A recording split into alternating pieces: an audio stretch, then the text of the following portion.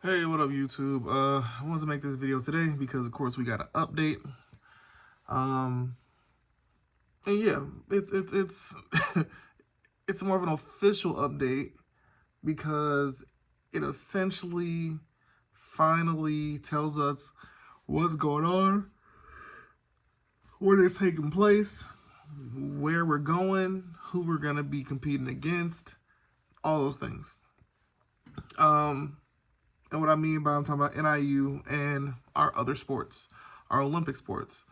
Um, it is officially, essentially, been announced that we will be applying for membership to join the Horizon League, and this was a conference that I want to say most people, a lot of people, kind of saw as the most likely landing spot for Northern Illinois sports, Olympic sports. But it really truly kind of became a two-conference racer situation, really by what it seems like between the Missouri Valley and the Horizon League. Of course, I had always thrown out the Ohio Valley, and I'm gonna read through just membership of these conferences.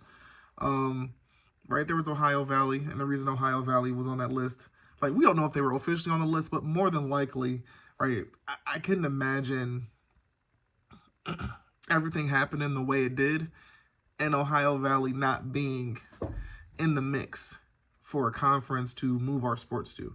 So here's the Ohio Valley membership. You have University of Arkansas at Little Rock, Eastern Illinois, Lindenwood University, so that's Missouri, Morehead State University, so Kentucky, SEMO, so Southeast Missouri State University, SIU Edwardsville, so not Carbondale, but Edwardsville, University of Southern Indiana, you have Tennessee State University, you have Tennessee Tech, I guess you would say, so Tennessee Technological University, you have UT Martin, so I'm going to say those are the Skyhawks, and you have Western Illinois. So on that list, you have 3 Illinois schools, and to me, that was somewhat important. It was trying to see, could we land in a conference with other schools that are, in our state, right? I guess kind of the way we really look at it, like, because I'm not going to lie, I am predominantly a football fan, but I do care for the overall success of all NIU sports. Like, I dream of the day where I can be like, NIU basketball is legit. You get what I'm saying? Like, some of my last memories are like, I want to say we had Eugene German. I want to say like those were some that was one of the better players, or one of the best players I remember seeing at NIU, and I think we had a decent-ish squad. I feel like I'm forgetting somebody. I feel like I'm forgetting somebody, but it's like that was the name. Like I said, when I think NIU basketball, that's the first name that pops in my head. That's the first name that pops in my head is Eugene German, right? So, right, that's kind of almost it. Like, I'm pretty sure we have NIU basketball fans that follow basketball way closer than that, right? I know that there are NIU basketball fans that can go back to, I think when the basketball team, if I remember correctly, played in the field house, and we were legit. Like, we had a solid team, or we had solid teams. But for the most part, NIU has been pretty much been a football school, I guess you could say, for the most part. I mean, the last time we were a conference championship, a conference regular season champion, like, you got to think about it like this, which is kind of not okay when you think about it, was literally 1991. Like, I wasn't alive yet. That's how long ago NIU had a conference championship in basketball, or they were just the regular season champions, right? If we go for, the conference tourney champion, that was 1996, right? And that wasn't in the MAC, that was the MCC. The last time we were, I guess is when we had division champs was the COVID year. I want to say that was 2020. And I'm not even sure how that one really, I don't know if anybody was really counting that one as a whole lot. But like I said, the best players when it comes to names and things like that, like names like Kenny Battle. Like, I know that name, right? Kenny Battle, I know. But I'm looking at this list and I'm like, I'm not going to lie to you. A lot of these names are lost to me. And Kenny Battle essentially goes down as, right, like maybe one of kind of, sort of, well, he ain't the last All-American we've had, but yeah, like I'm looking at Kenny Battle, TJ Lux, like there's a bunch of guys on this list I'm looking at, but I'm trying to think of anybody in the recent anything, like, yeah. So NIU men's basketball has not really been good for a while. And it's kind of really sad to think about. Like I said, the dude I can remember being pretty decent basketball player, and I want to say, I mean, shoot, this wasn't even when I was in college. I want to say that I had already graduated at this point.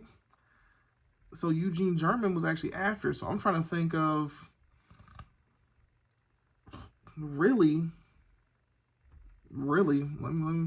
like, who was the guy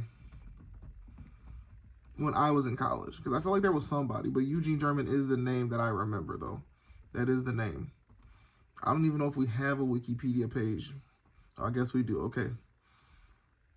So I'm just trying to think, like, who is the guy on this list? I remember DeMarcus Grady, but I remember DeMarcus Grady because if I remember correctly, he played football and basketball. So if I'm remembering things, not even because, oh, this dude was a baller, but it was because he played two sports. You get what I'm saying? Xavier Silas. That is who I have more of a memory of kind of being one of our better players. Yeah, I want to say Xavier Silas. I'm pretty sure. And this doesn't even go over stats or anything like that. But I mean, that was a 9-21 season my freshman year of college. The next year after that, nothing even pops up. And then I'm trying to see if I can even move to a year after that. It's like that 11-12 season it's like it was deleted from the history books. Let me see. NIU basketball 2012. And I'm only going to see if this even pops up. Okay, we get a Wikipedia page. But 5-23. 5-25. So yeah. Right. It's like we've had teams that I feel like the thing we've suffered the most from over the years was hands down, right? We got rosters with solid players, and then you get hit with that injury bug, and everything just starts to go downhill. Yeah, like I'm seeing names on here, and I'm like, you know what? I actually remember some of these names. Like, I'm not even gonna lie. Marin Maric. I'm like, like I remember these names. A lot of these dudes sound more familiar than, but yeah. NIU basketball. I think 15-16 had been one of our better seasons because that was a 21-13 finish for us. So that was one of the better NIU basketball seasons. Trying to remember. And it was kind of a pretty decent, pretty decent squad. But like I said, after that, I think we kind of went back to, right, finishing below 500. 2018, 2019, we went 17-17. 19-20, okay, above 500 finish. And then, of course, 2020/21, yeah, 21-22, 22-23, 23-24, 24-25. So, I mean, just things they're going downhill. They're not necessarily going up, right? And Coach Berno, nothing personal against them, but it's just like, you're in your 4th season. Yeah, it's just not going to, right? So I don't know if, the sad reality is there's a potential solid chance, like, he might get fired at the end of this season. More than likely, there's a very solid chance he gets fired. And the thing is, you're going to want to find a coach. And maybe the timing's right, like we talk about, a lot of times we talk about professional sports, like, for instance, the thing with the Bears, there's always the whole situation of head coach and GM. And it's like, the Bears kept making this mistake of, like, the way they were doing their hirings just didn't match up, right? And that would tend to lead to, well, when you do it like that, you end up with, your quarterback just being all in flux because, right, your quarterback has gone through 2-3 different coaches in the 2-3 years that they've even been in the NFL, right? So you can't get any success out of that. Well, the way I view this, I'm like, sad reality is this is your 4th season as the head coach. Yeah. NIU men's basketball, I'm going to be straight up, has kind of been like the laughing stock of the college basketball world, even though we have 5 wins. And even though there are teams who have worse records than ours, but it's more the simple fact that we technically should be doing better. And a lot of people are going to go back and they're going to be like, it's coaching. Because even though I don't even actively follow the basketball team, I'm on Twitter all the time. So almost every game I have seen an update. And it'll show NIU score and our opponent score at half. And it's like, either we're up, and like we're winning the game. Like literally, it's like, NIU's winning. At the half, we're winning. NIU lost by like 5, 10, 15. And it's like, huh? It's like, we are the definition right now of first half champions. Because if we purely went based off of what's the score at the end of the first half, our record would be a lot better. I'm not saying we'd be champions, but our record would be a lot better when you look at overall performance. So, sad reality is, Coach Berno, most likely he's going to be gone. And the thing is, like, if you keep him one more year, which I can't envision it. I don't think I can envision that one. I think you do this. I think they'll be letting him go. And you're going to be wanting to find and add a coach who clearly knows the situation, right?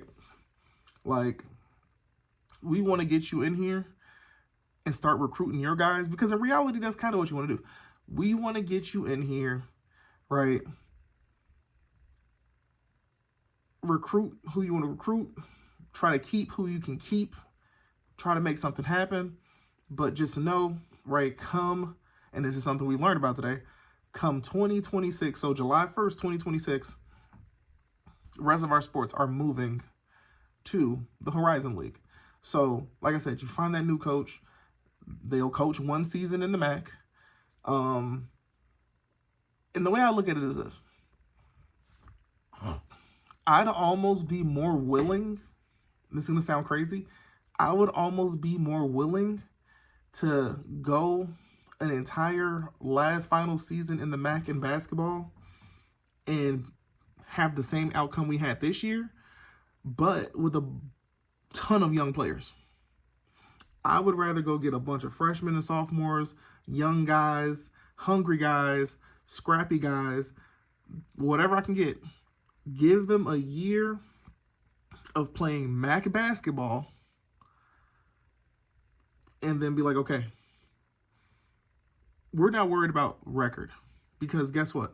We're about to play a whole new set of teams come next season, right? So, yeah, this was your 1 year in the MAC, but guess what? You all have a year of experience under your belt. We're going to move to the Horizon League now, and we want to compete. So, I think coming from that, let's transition back to these conferences. That was a huge part of this. So, like I said, I think I went over the Ohio Valley. Let's go and look at the Missouri Valley. Now, Ohio Valley, there was one other thing about Ohio Valley. They also sponsor football. So I don't think that was a huge deal breaker in any type of way, but that is a conference that sponsors football. I'm not saying that football is the major sport, the biggest sport in the Ohio Valley. Maybe it is. Some people might view it as it is. I'm pretty sure if you go to one of these schools, they might be like, nah, this is a basketball conference, right? But here's the thing with the Missouri Valley and the Horizon League. They are for sure basketball conferences. Football is not a sponsored sport. It's not a sponsored sport. So let's go over the Missouri Valley. You have Belmont University, which is located in Nashville, Tennessee. You got Bradley, Drake University, University of Evansville, so Evansville, Indiana. We have UIC, Illinois State, Indiana State, Missouri State, which is leaving the conference. They're going to join the Conference USA for all their sports. So I forget where their football team was playing, what conference they were in, but Missouri State is moving to Conference USA, and they're taking all their sports with them. This was one of the reasons why I thought adding NIU could actually work very well, because my hypothesis was, well, I have men's soccer competing in the Missouri Valley, right? So it's not a complete situation where it's like we don't already kind of have some sort of relationship, right? If you're about to lose Missouri State, which I think I actually went and looked at Missouri State basketball and how they were doing in the Missouri Valley, and I don't think that they were even really all that good. So I'm not trying to say like trade one bad team for another bad team, but yeah, like if Missouri State basketball really ain't that good, is it the end of the world if you add NIU? Like I said, Missouri State is 9-20. This is going based off Wikipedia, so this may or may not be the most updated record. But Missouri State is at the bottom of the... So I'm like, would it hurt adding NIU? Now, don't get me wrong. Missouri State isn't bad forever 24/7. Like, they've had probably more decent seasons than NIU has. And that's what hurts us. That's what hurts us. So even if you're like, well, Missouri State is leaving, this is me saying it to myself, even though I can sit here and be like, well, Missouri State is leaving and they had a bad season, Missouri State, for the most part, historically, has been about a 500 team, right? Yeah, they're not a team that's going to win the conference or win the tournament, but for the most part, they've been competitive. And like I said, they're going to get ready to move to Conference USA. Maybe that's going to uplift them and, you know, they'll build and become even better, or who knows? But we know that they're moving. Murray State, which is probably one of the better, more known basketball squads in the conference, right? A la John Morant. You got University of Northern Iowa, aka NIU's most hated rival. And it's kind of funny. Like, I don't think, have we ever played UNI in football? Because that would be a horrible game. Horrible game. But University of Northern Iowa, which we often get mistaken for. And then you have Southern Illinois Carbondale. And you got Valparaiso. Valparaiso is not the Valparaiso of the past, right? They aren't as good as they were in the past, right? We know they had that one run and, you know, whatnot. But here's the key thing here, and this is something I always said, and I was like, I just don't see it. If you at least go back and look at the Ohio Valley, you have 3 Illinois schools. You actually have 3 directional Illinois schools. So you have Southern, Eastern, Western. If you add Northern, would it hurt? Right? So at least with Ohio Valley, I'm like, I could see it. I could see it. And travel-wise, I actually kind of want to say Ohio Valley would be somewhat of a better fit travel-wise. Because like I said, you have 3 in-state rivals. And then literally, I mean, yeah. It seems like it would have been decent. Missouri Valley, on the other hand, you got a nice little hodgepodge, but it's all Midwest for the most part. It's all Midwest. Yeah. Missouri Valley is the conference that most fans wanted to go to because Missouri Valley, of the 3, Ohio Valley, Horizon League, and Missouri Valley is the strongest when it comes to basketball. So it's like, well, if NIU can end up in a conference, and if we really want to hit that reset button and grow and this, that, the other, right, let's get into the Missouri Valley Conference. We would have been in a conference with, like I said, 1, 2, 3, 4. I feel like I'm missing somebody. Hold on. Wait. 1, 2, 3. Oh, I guess it's just 4. 4 Illinois schools. 4 Illinois schools. To me, that's where the issue began to sprout up. I think once you kind of go over 4, things change a little bit. You know, it becomes a little more than you want it to. You get what I'm saying? Like, yeah, like you don't necessarily want the conference to be dominated by one state. And that's what would have for sure happened if you had added NIU. You would have had literally 5 schools representing the conference. And I think, honestly, like I said, I think they just kind of, they wanted a little bit more diversity. I'm not even saying, like, I'm sitting here talking like I know some inside info, like the Missouri Valley shot us down. I have no clue. But reality, yeah. Horizon League, on the other hand, it's grown on me, and it's taken a bit of time for it to grow on me.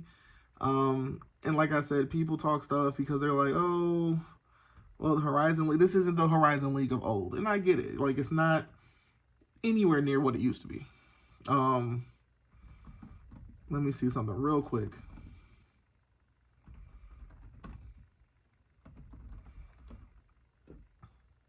If I pull up,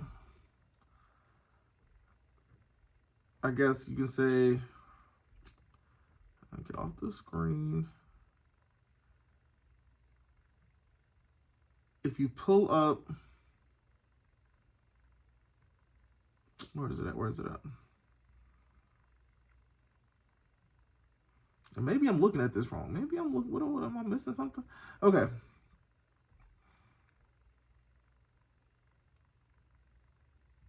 If you look at college basketball RPI rankings and ratings for this year so far, right? So I'm gonna read this for anybody that doesn't know.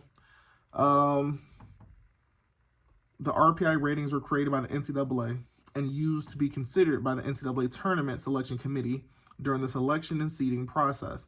They have been replaced by the net rating, which does not have an easily reproducible formula.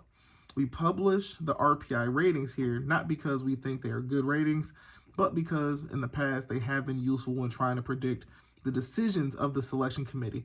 In addition, the team sheets used by the selection committee reportedly still display a strength of schedule ranking that's derived from the old RPI. So we're not necessarily looking at net ratings, but I will pull it up in a second. If I'm just looking at RPI rankings, SEC is first. You got Big 10, Big 12, Big East is fourth, ACC, Atlantic 10, Mountain West, Conference USA, and then you get Missouri Valley with Drake being, I believe, their best squad in that conference. You get the West Coast Conference with St. Mary's, currently the best team in the conference. So Gonzaga, they're kind of having a slightly off year. American Conference is next, and then you got the Big West with UC Irvine. You got the Ivy League. You got the Big South. You got the CAA. You got the Southern Sun Belt, and then you got the MAC. So the MAC isn't, right, these are just the RPI ratings and whatnot, the ratings and rankings, right? You got the MAC, and the best squad in the MAC is Akron. Well, then we continue on. Right underneath the MAC is Horizon League. So it's not like you're making there's a huge drop-off when it comes to the strength of the conference, at least for basketball, is what I'm saying. Right below the MAC, as of right now, is the Horizon League. MAC is 18th, Horizon League 19th, Ohio Valley is 28th. So when you think about it, joining the Ohio Valley isn't the move, right? Horizon League is a little bit more competitive than we want to believe that it is, right? And of course, like I said, we know the Missouri Valley. Missouri Valley is, as of right now, or for the most part, it's a top 10 rated conference. Now, let me pull up the net rankings. We know that's what most people look at, right? Conference net ranking.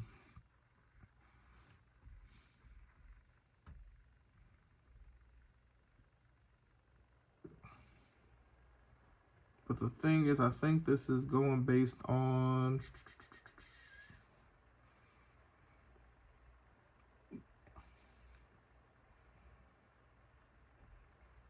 I want the most updated one.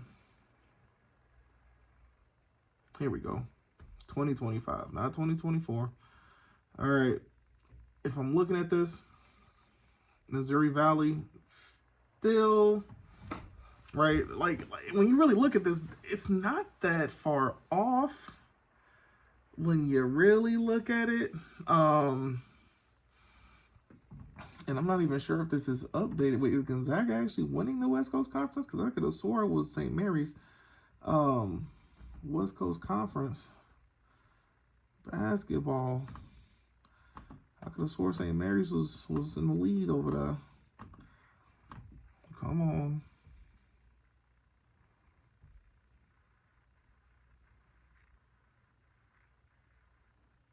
Oh, hold on. What have I been looking at? I could have swore St. Mary's was doing a lot better than what they are. I guess I was completely wrong. My bad. So Gonzaga is up. It's between Gonzaga and Portland right now.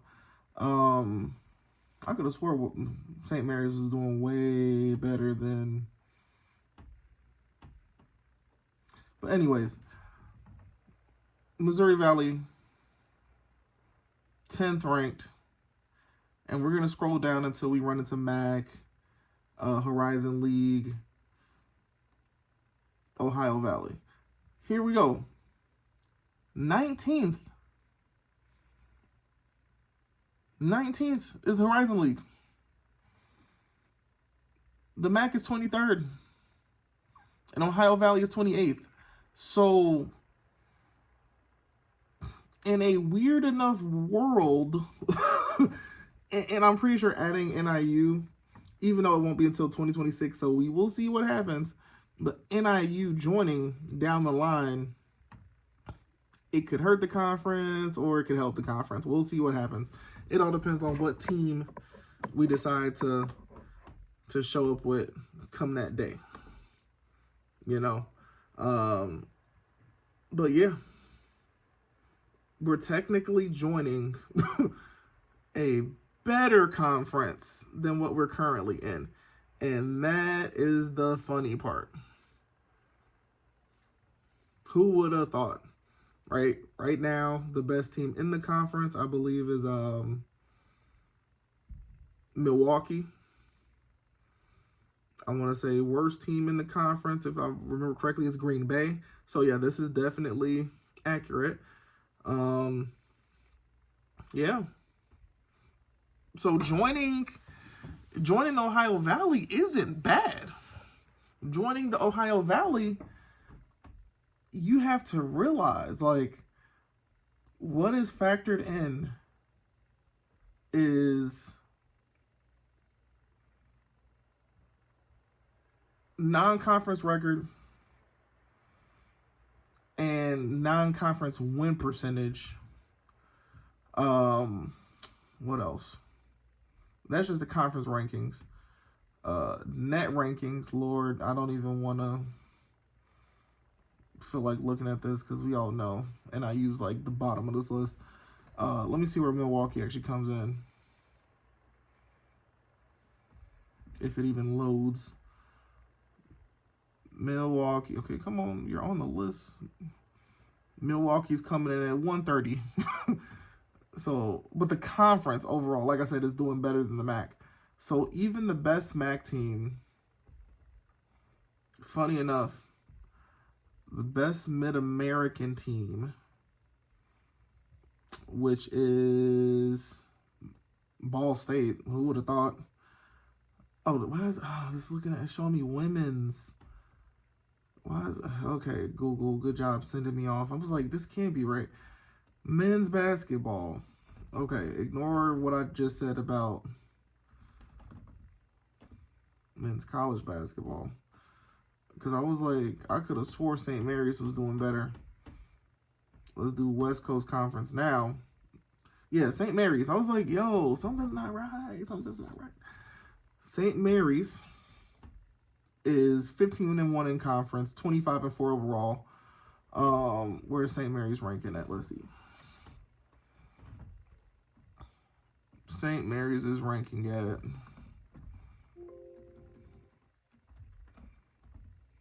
St. Mary's College, 16th, 24-4. Let's see if this is updated. So the net rankings are going to update again because they're currently really 25-4. So they're not 24-4. So this has to update again. Like I said, it has the Ohio Valley ranked higher than the MAC. No, I'm sorry. Horizon League is ranked higher than the MAC and Ohio Valley. The best team in the MAC right now, if I'm looking at Mid-American Conference, Akron. Okay, that's more like it because I was like Ball State. That one did throw me off a bit. Akron.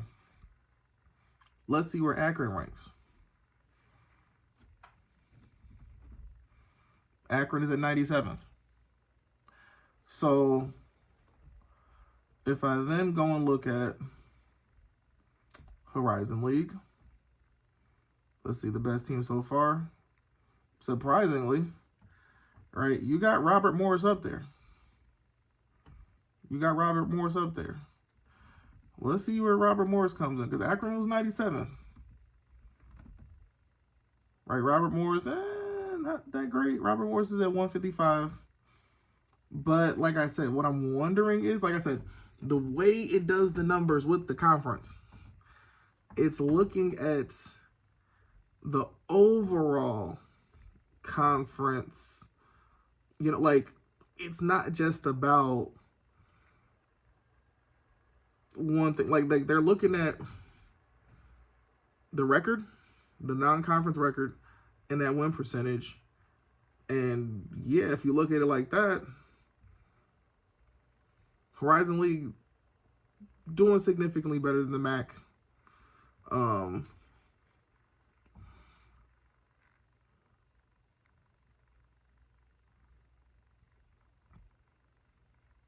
Let me see what else I can pull up. See, but this is gonna go back into schools again. I wish there was something.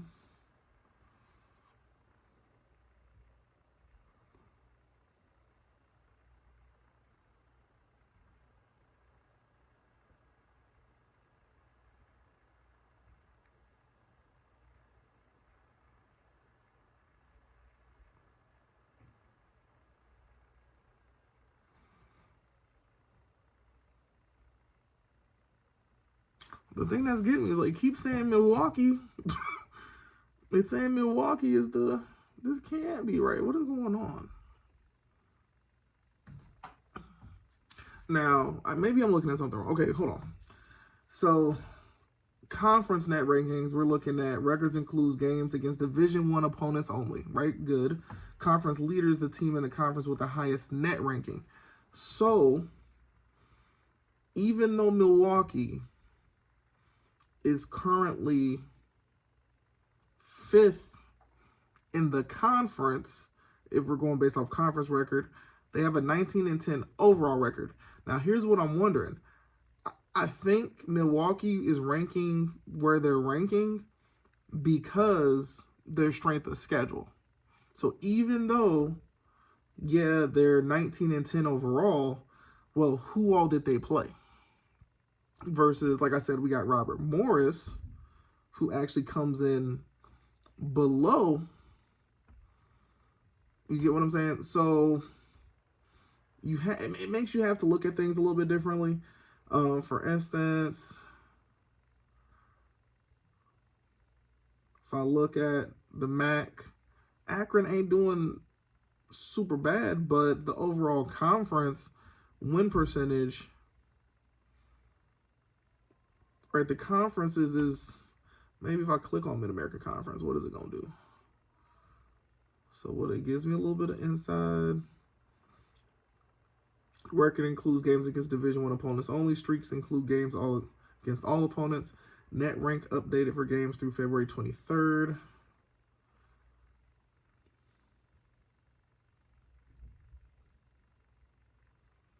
I mean, I'm starting to wonder, is NIU single-handedly, like, is NIU men's basketball single-handedly pulling down the MAC? And it just might be. I think we might be pulling down the entire conference, right? Like I said, we're 354. Buffalo's right above us. They're at 349. Funny enough, right? You got Central Michigan's at 199, but Bowling Green's at 300. So, like I said, these net rankings, they take in strength of schedule. They look at who you played, who you beat, things like that, right? Clearly, Akron is up there. They're at the top. They're at 97. But when you look at the rest of the schools, the rest of the teams, yeah, nothing jumps off the paper when you look at look at everything overall. But look at the Horizon League, on the other hand, for the most part, when I'm really looking at this, I mean, it's a pretty averaged out conference. Like, it actually really kind of is. Like, if I'm looking at teams above 500, we got what, 1, 2, 3, 4, 5. We got 5 overall above 500.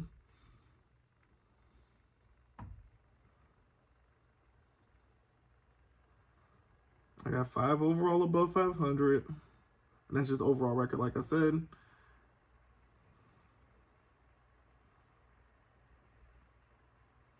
The MAC is kind of... So what this really is coming down to, it seems like strength of schedule. And it's like the MAC ain't that good. So it seems like you have these Horizon League schools, like besides Akron, like when you look at Akron, Akron is 97th, right? So Akron is Akron. Their net's 97. But then right next to them, the next best in the conference at least, is Miami, Ohio, right? They're at 156. So 97 and 156. If I actually look at the Horizon League, I get, come on, where we at? I get 155, 177, and then 190, 130, 149, right? The schools are all like this to each other. And then when you actually look at the race for first, it's pretty close. Like, there is no huge gap. Like, Robert Morris is 14-5. Cleveland State is a half game back. Youngstown State is a game back. Milwaukee is 1.5 games back. right? And Milwaukee has the highest net rating, and they're not even winning the conference right now. So in reality, like, the data don't lie, the numbers don't lie. The Horizon League is overall more competitive. They're actually more competitive than the MAC. And like I said, what it's really coming down to, if I go back to this and I look at the MAC, like, the MAC is really being carried by Akron. And then you could say technically the next best team is Kent State. And that makes sense. Typically, when you have schools that are bad at football, well, they're good at basketball. If they're good at basketball, their football ain't really, you know. And then, of course, you have the schools nowadays where it's like, we can be good at both. But usually, when you dramatically have schools that are bad at a sport, they probably tip the balance, the scale on the other end. Akron and Kent State have the highest net ranking in the conference, with Akron being at 97 and Kent State being at 132. The rest of the conference, right, it's really these two schools carrying the conference. Kent State is 16-9, but I bet money if I look at their schedule right now, it might actually be a lot more impressive than one might think. Right? If I go back, look, I'm going back to November 4th. They played Louisiana. Right? Louisiana has a net ranking of 305. So, okay. Right? They played a non-Division I school. Not going to count that one. Who am I looking at again? Kent State. Right? And then they go and play the number one team in the country. They played Auburn. So that actually works out positively for Kent State by playing Auburn, right? They play Niagara, they win, but their net ranking is 320, right? Then they play Cleveland State. Cleveland State has a net ranking of 177, right? They beat Cleveland State, right? Now they had some tournament play. They play Towson, they win, and they play UC Irvine. UC Irvine is 67th, net ranking of 67. They lost to UC Irvine. They play Kennesaw State, which has a net ranking of 140, right? Kent State's schedule, even though you have some teams on here that have worse net rankings, when you look at Kent State's schedule, them playing Auburn, and then they played Alabama, which has the number 6 net ranking, you played two really good teams. Like, they played two really good teams. Right, and then we have the MAC Sunbelt Challenge, which I know happened not that long ago, earlier this month. Right, they played Arkansas State, have a net of 96. Right, and then of course they got a match versus Akron coming up. Right, like, you have to realize how these numbers work. NIU, Buffalo, a few schools in the MAC, our net rankings are literally killing the conference, which hopefully by 2026, when we're transitioning to the Horizon League, we can do better. So come November 2026 or whenever the season starts, the prayer is we have a better basketball team that's out there on the court. Right, I want to sit here and look at Akron's competition. So they played Arkansas State. They lost in overtime. Right. Arkansas State net ranking was 96. Akron's net ranking is, where is it at? 97. So, right, they basically played, right, and this game went to overtime. It makes sense, right? I know some of y'all are like, what the hell is he talking about? Net rank. So college basketball is all about net rankings. All right, I know when we look at college football, you're just trying to look at the top 25. Sometimes you look at, where did the recruiting classes rank. But in basketball, because there's way more schools, right? Way more schools involved. Yeah, we got these net rankings. So, right, Akron played Arkansas State. They lost. They went and played a non-Division I school. They won. And then they went and played St. Mary's. Like I said, St. Mary's is doing pretty damn good. St. Mary's has a net ranking of 16. They lost to them. They played Lamar. They played Omaha. Right, I'm going through here to see who somebody else they played that was solid. Right, they played Yale. Yale has a net ranking of 68, which is not half bad, right? For Ivy League school, right? Now Yale has a net ranking of 68. I shouldn't be shocked by that because those Ivy League schools, they got some ballers, right? They played Princeton, net ranking 165. Trying to see if I see anybody that pops out.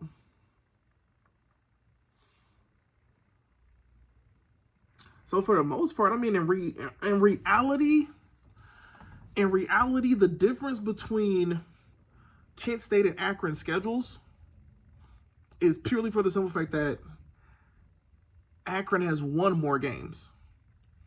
It's not necessarily that they've played a ton of schools with these super high net rankings. It's just more for the simple fact that they've won more games, right? They're 19-6, 12-0, no, 19-6, and 13-1 in conference.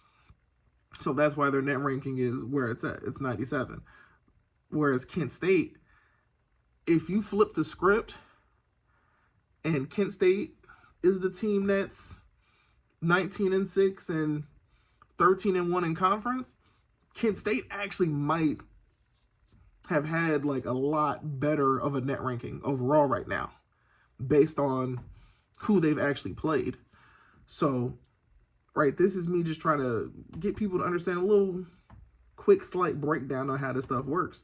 But like I said, right now, I'm looking at this and I wish it would give like an overall average of the conference net ranking. But looking at the list, like, I wish I could just take the camera and show y'all, right? We have, just so you can understand, we got 1, 2, 3, 4. There's 4 teams in the MAC with a 300 or above net ranking. Western Michigan, Bowling Green, Buffalo, and NIU. So we are weighing down the conference significantly, right? Whereas, like I said, you have the schools like Akron and Kent State, and I guess you can even say even Ohio a bit. Like, they're trying to raise the bar, right? Toledo is 3rd in the conference, right? Unless this updates and maybe they lost another game or something. Toledo is 3rd in the conference, but Toledo has a net ranking of 224. So if I go look at Toledo's record, what I should see is Toledo didn't really play a bunch of challenging teams, which is leading to their net ranking being not so good. Like, that's what it is. It should overall point out. And that's kind of what it's doing. Like, Toledo did play. The best teams Toledo played: UC San Diego,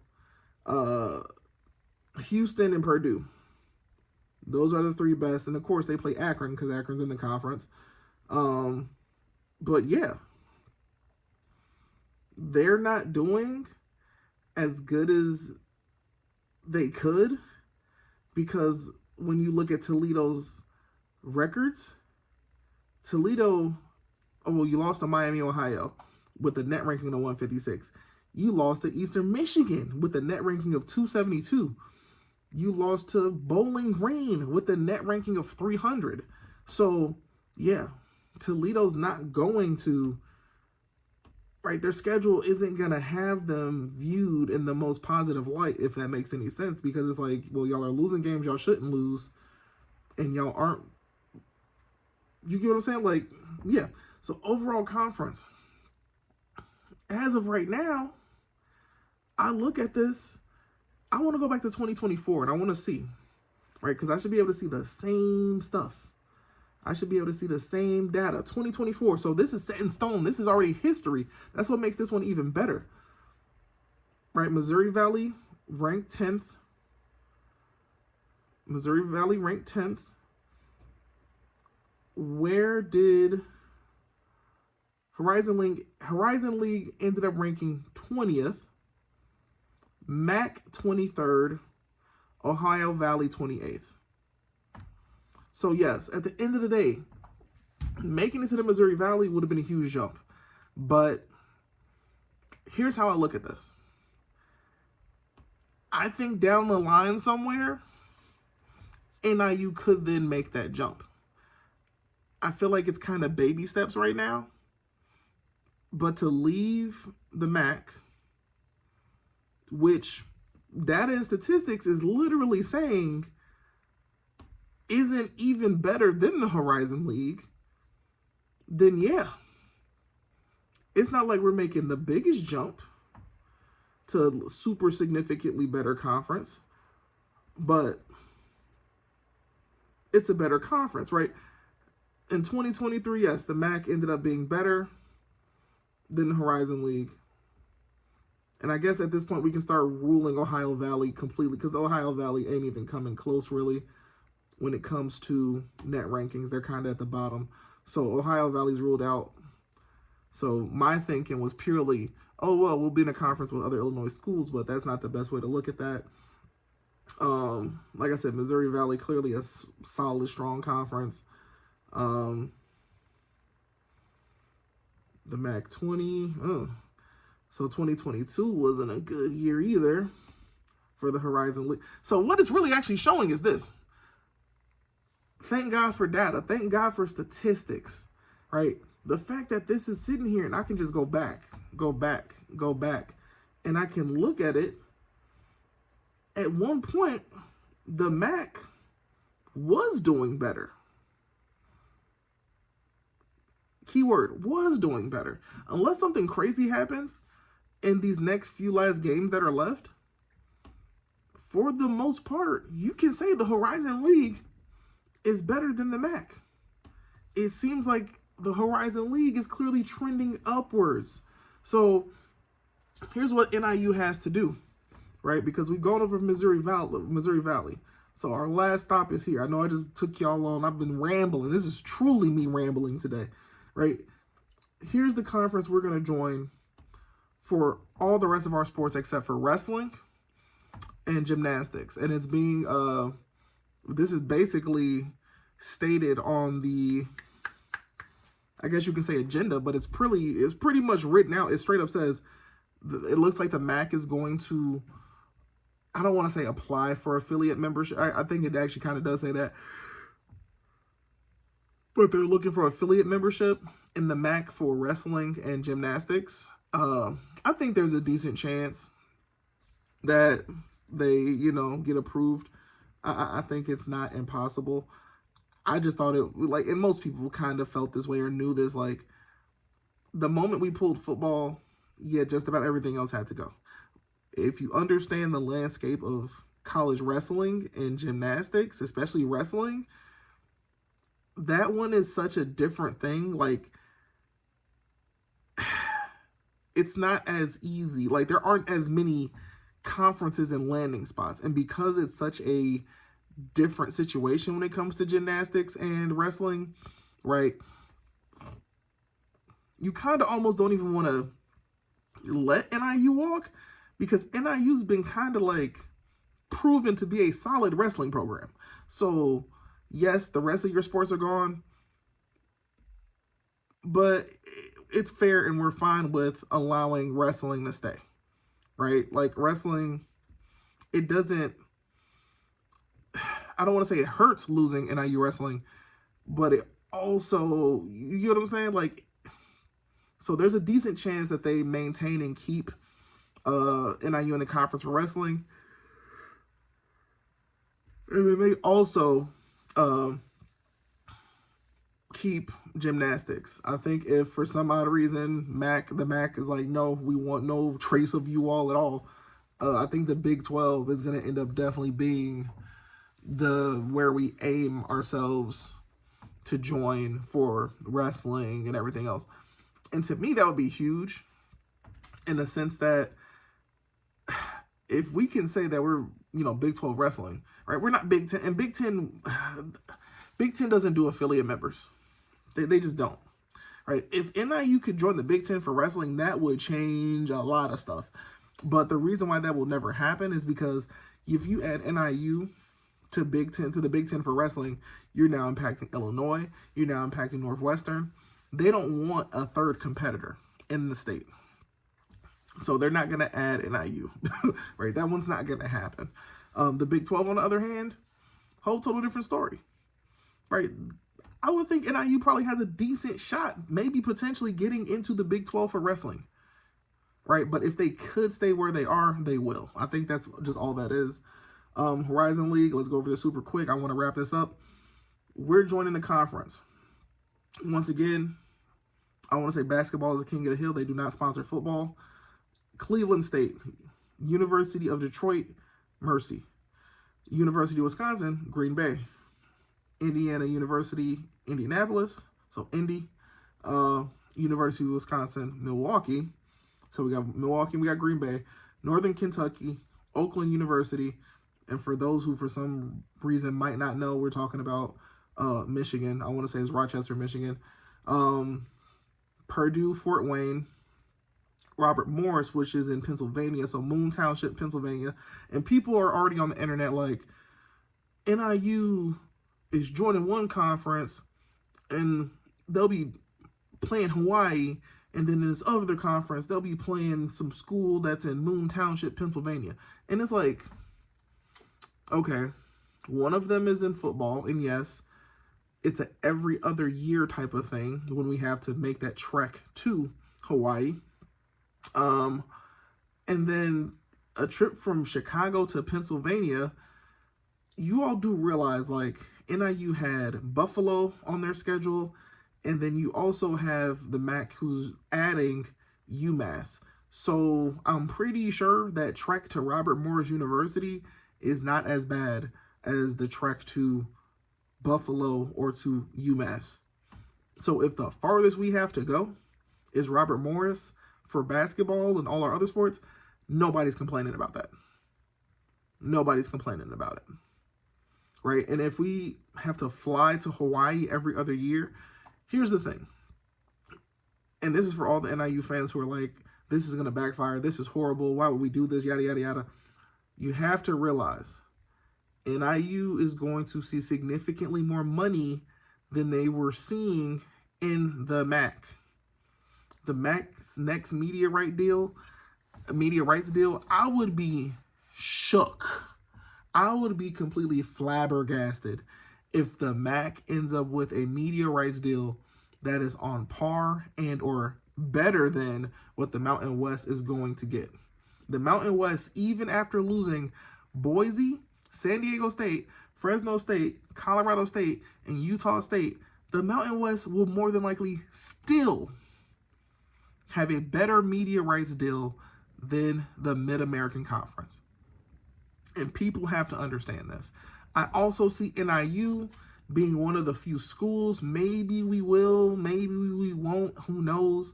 I know it's considered you're more adding wear and tear to your players. You're risking injury and stuff like that. But there is literally a rule that if you are the away team playing Hawaii, you literally can add an additional game to your schedule. So you can add a 13th game. I've been joking around. I've been playing around. And I've been sitting there and I'm like, every year we play Hawaii, at Hawaii, NIU needs a week 0 game against Northwestern or University of Illinois, or maybe we play against Ball State, right? And line it up with Cornfest. That game is going to sell out. So every time we play Hawaii, do a home and home. So this might be easier to do at Ball State, right? You do a home and home against Ball State, right? We know that there's hardware on the line. So it doesn't hurt to add Ball State and continue that tradition, right?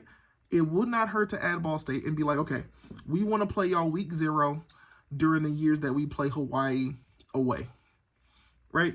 That money you should generate in that 13th additional game is going to help alleviate the transportation cost of having to fly to Hawaii.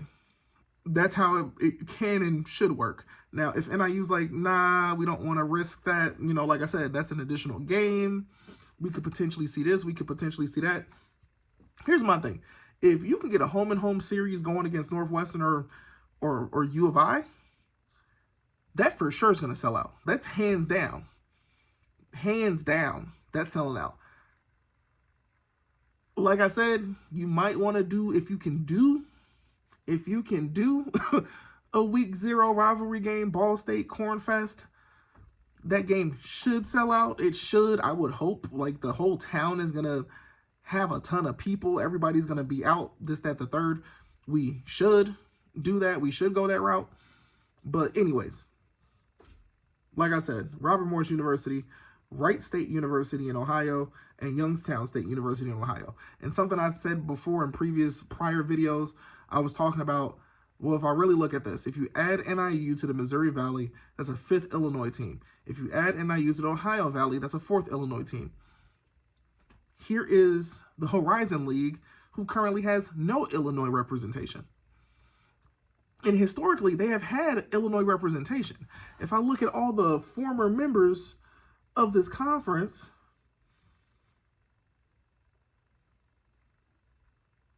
and I'm talking about ones that actually competed in basketball and things of that nature, or former full members, right? You literally had UIC as a member. They had Loyola University as a member. NIU was once a member of the Horizon League. I want to say back from 94 to 97. So, yeah. They benefit from having a stop in Illinois. They have a benefit from having a stop in the Chicagoland area, I guess you can technically say. We all know DeKalb ain't really Chicago, but you know what I'm saying. And if you actually look at the map, right, we know north of us is going to be Milwaukee and Green Bay. And they are pretty close. That works. That works, right? If you look at, what am I looking for? Where is it at? If we look south, we get, right, if we start to look southeast, right, we get the Purdue, we get Indy, and we start going more toward Ohio a little bit. You know, we start going back towards Ohio. But it all works out. It all works out. The furthest east we're going is Pennsylvania, not Buffalo, New York, not Massachusetts. Pennsylvania, right? It is literally Wisconsin. You add Illinois once you add NIU. Indiana. Is that Tennessee? I want to say Tennessee or Kentucky. Hold on. Either Tennessee or Kentucky. I can't remember what state that is right there. Ohio, Michigan, and Pennsylvania. That works.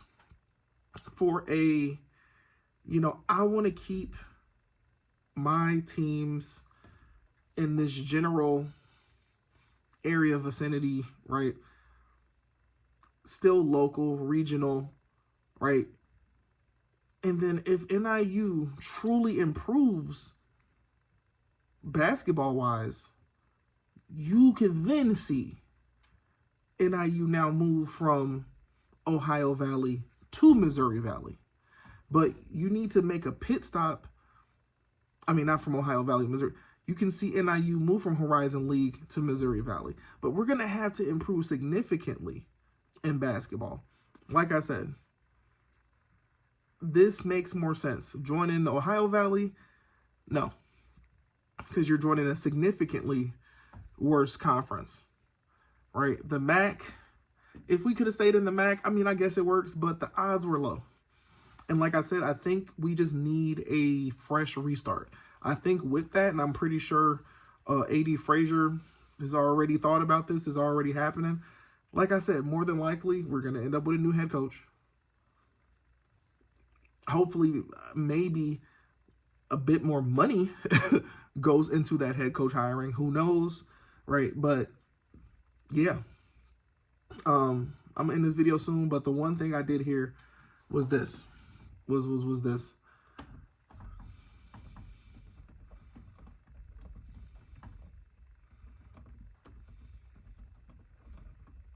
And I'm gonna pull this up. I remember somebody saying, would it hurt, right? Would it hurt for NIU at this point to go after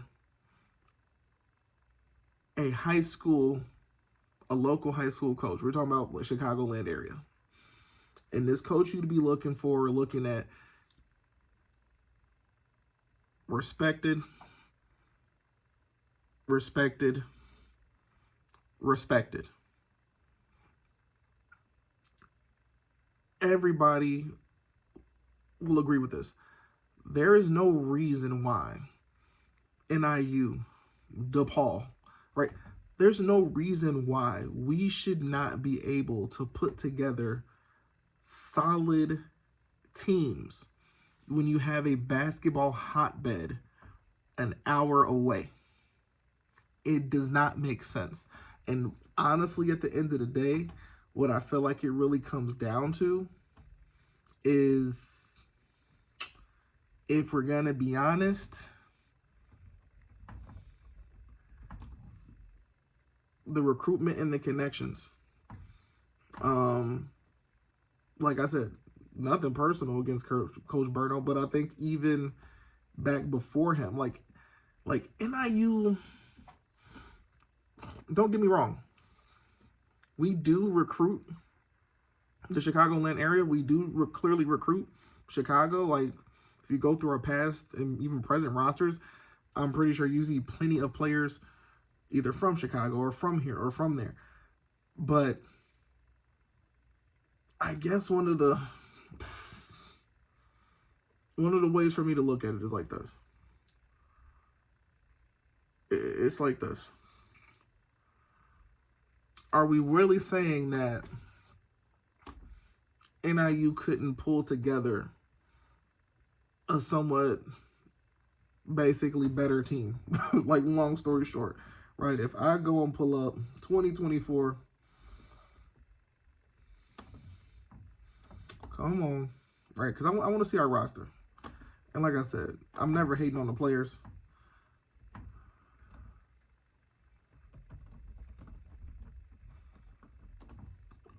I truly, deep down in my soul, I just need to see what are we doing. I don't know. I just don't know.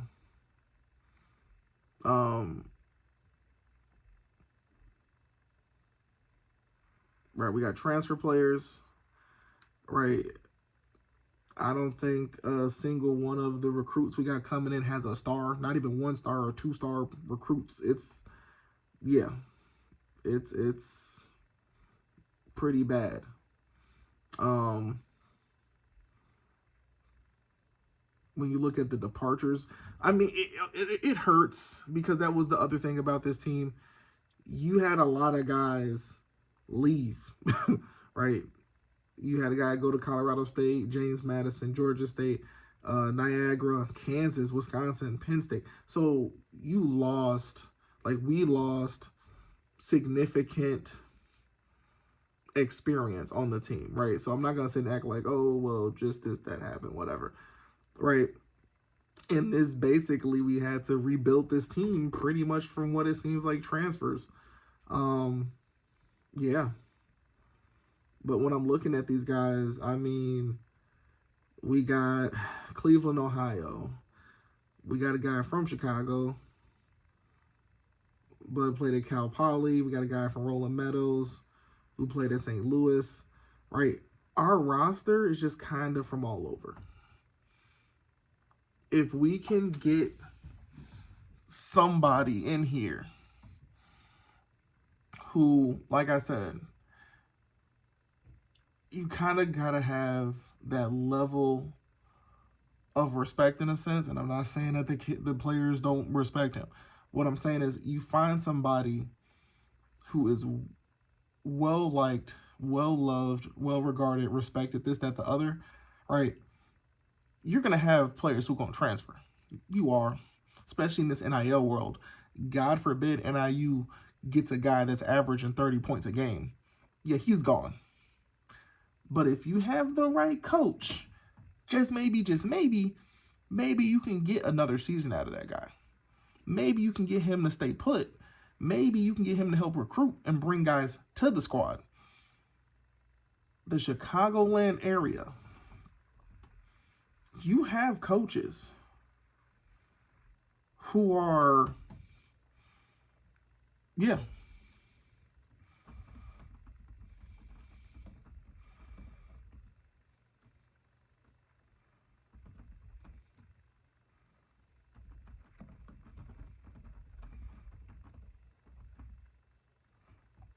I'm going to pull up a list real quick and then call it a day.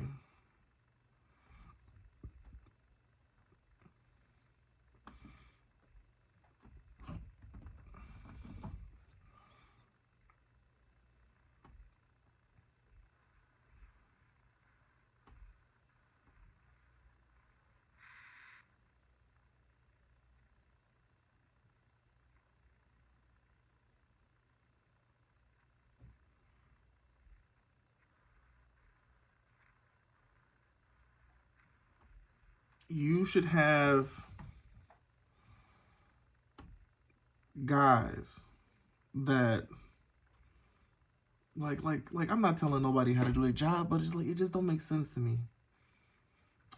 It just don't make sense to me. It don't make that much sense to me.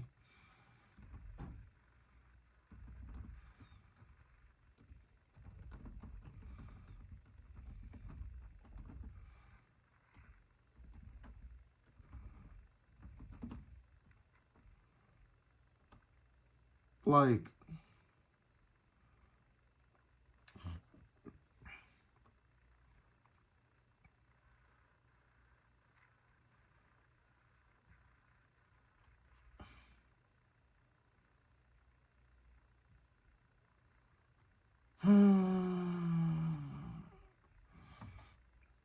like I'm not saying let me go get this Kenwood coach and he'll fix it. No. Because I think most of us know that can go a couple directions. Like, if we're being honest, right? You want to find somebody, like I said,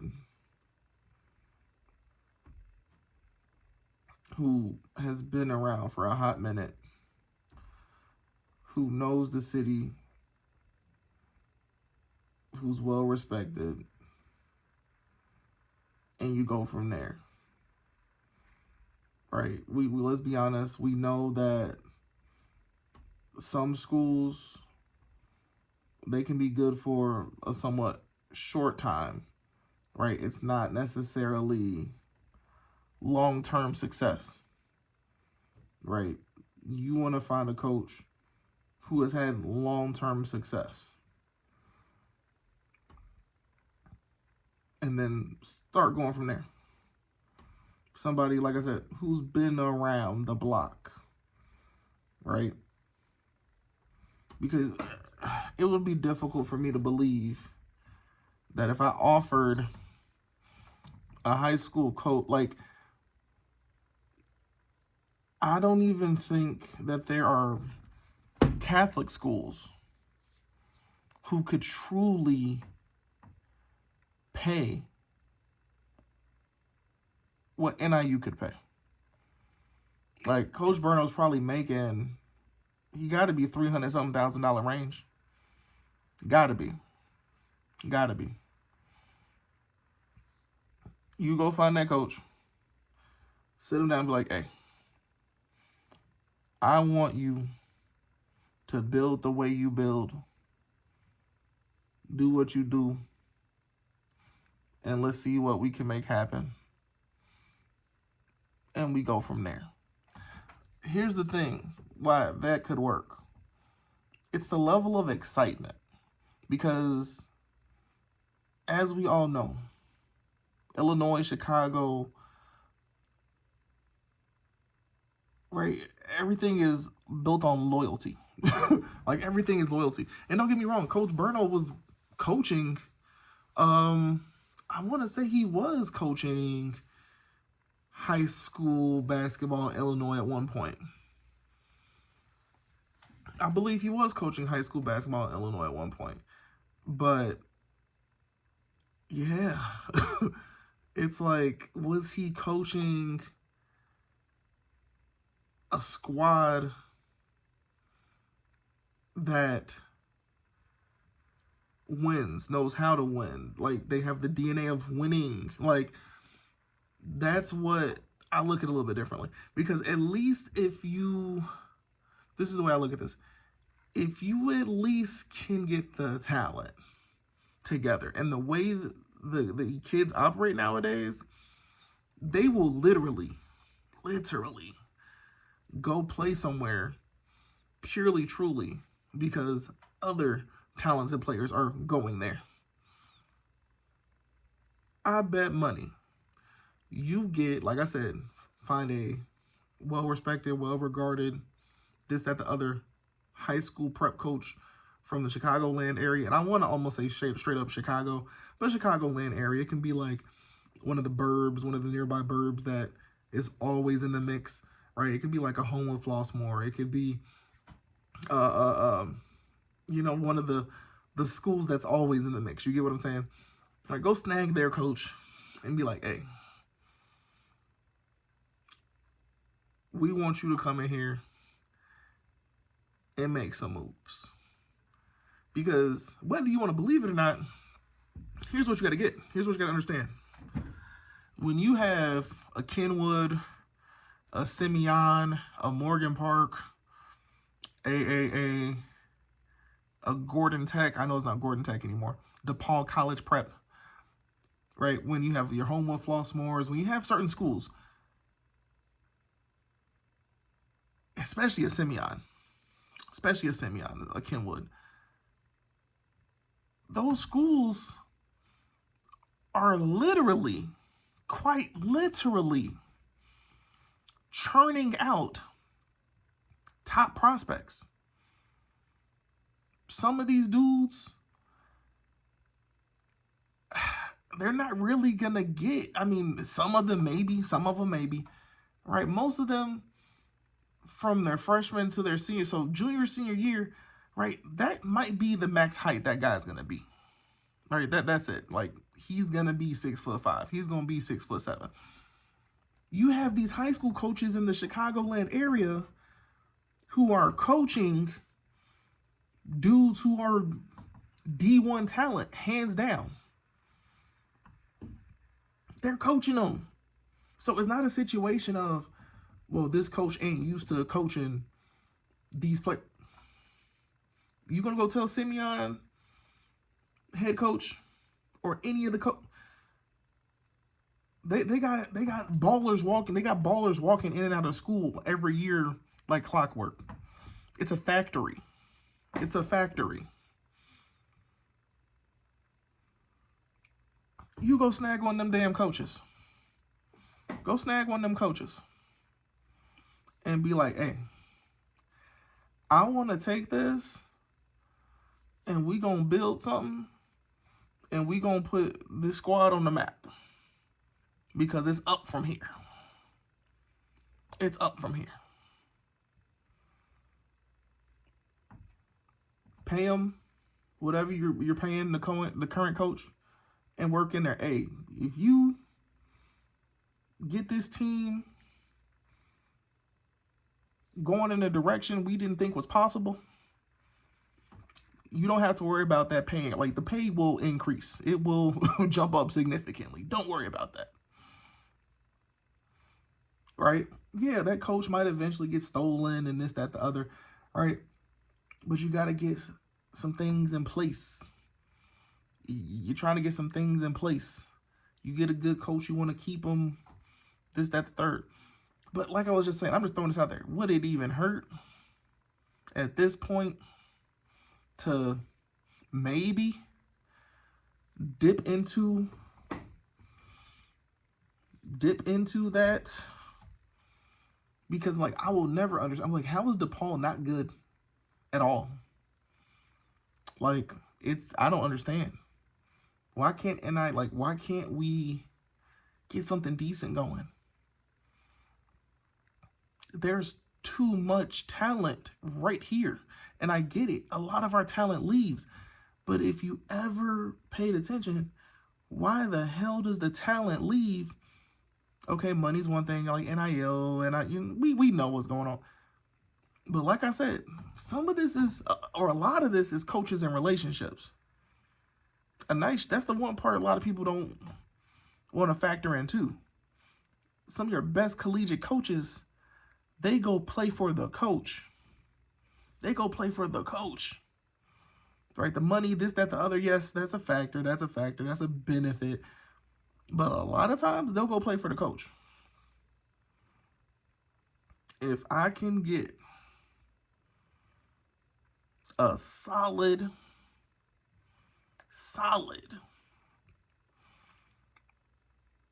roster of guys from the Chicagoland area, I'm pretty sure NIU could win some games. I'm not saying we talking about instant success, instant top of the conference team, but we'd probably do a lot better than what we're doing right now. And I get it.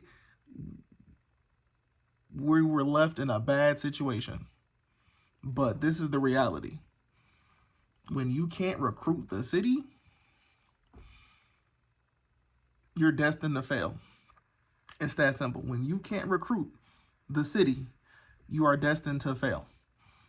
Get a coach that people know, the kids know, the players know, and you just might see something different happen.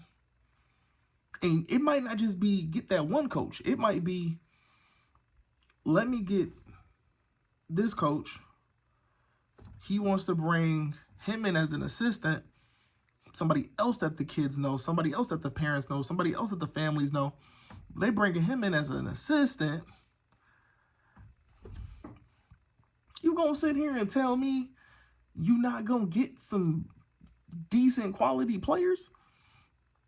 It might not be instant off the back, but it's like, yo, if we end up with a team, like here's the other part you got to realize. You get the right coach to come and coach this team, right? We know the transfer portal exists. You think that coach can't get some of his players to come back? You think that coach can't get some of them kids? You got dudes right now who committed to Florida, Memphis, Kansas, Big Ten schools, and they're on the bench. And they might be on the bench for a while. Because guess what? Yeah, that kid was a 3-star, 4-star athlete, but that other dude who was a 4-star, 5-star athlete who waited his turn, or who's just more talented, or that guy's playing right now.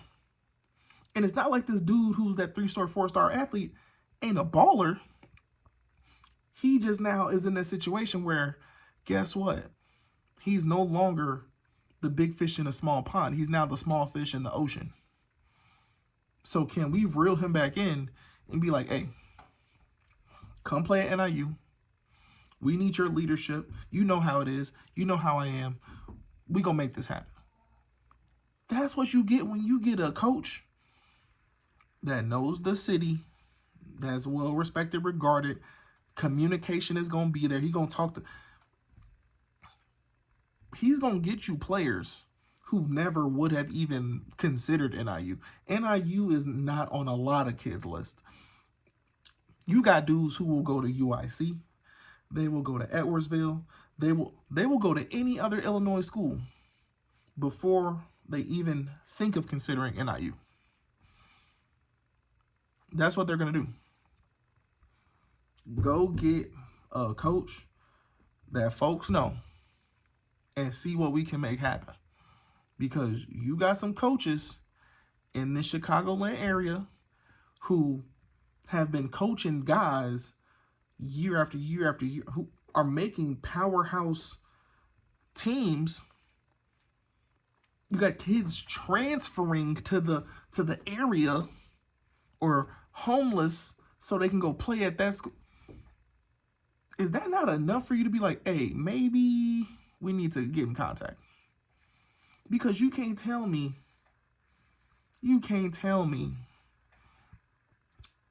them coaches are turning down 300K contracts.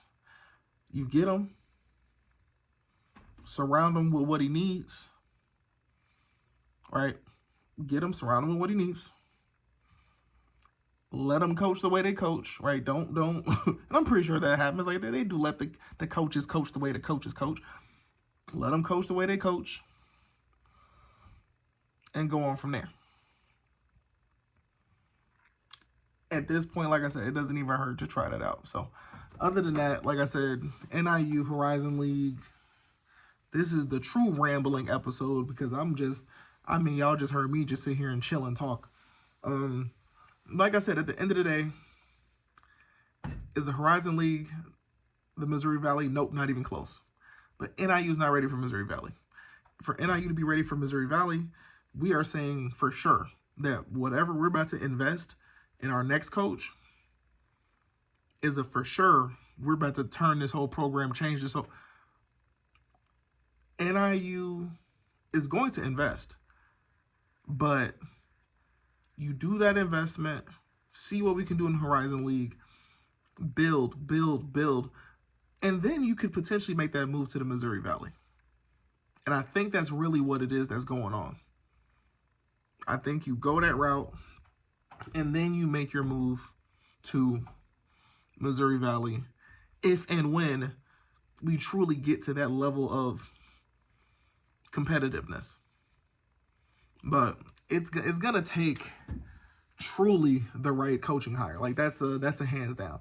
You're going to have to get somebody in here who can recruit the Chicagoland area, because it don't make sense. It don't make sense. You got to be able to not only recruit the Chicagoland area, but retain the talent. And I get it, like I said, in this NIL world, that can be very difficult.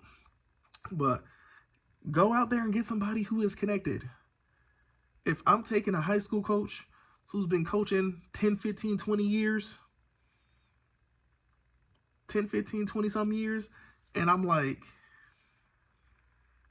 yo, I'm about to pay you $450, $500K a year. We need your connections. We need this, that, we need you to be able to build a roster of winners.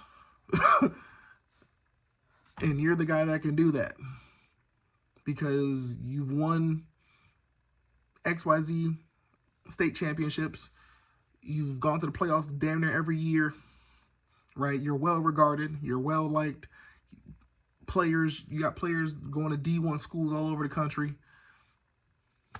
We want you here at NIU. Make this happen. We're committed to Chicago and the Chicagoland area. So we start with our coach. And you go from there. Sounds like a plan to me. Peace.